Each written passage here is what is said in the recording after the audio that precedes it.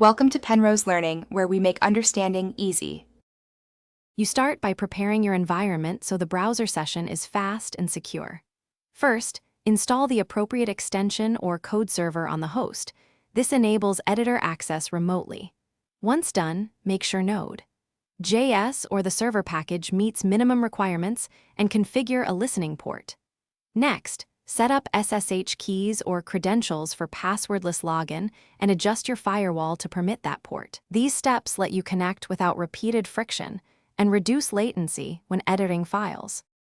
Now you launch the server and configure access. Run the code server or VSCode remote command with a fixed port so the browser can reach it. Using a predictable port avoids guesswork. Make sure to enable TLS or establish an SSH tunnel to encrypt traffic, because plain HTTP is unsafe for code and credentials. Once the process starts, check logs for the active URL and port.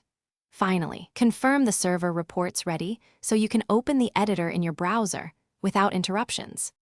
Open your browser and navigate to the server URL or create an SSH port forward to localhost and use that address. This makes connection straightforward and secure.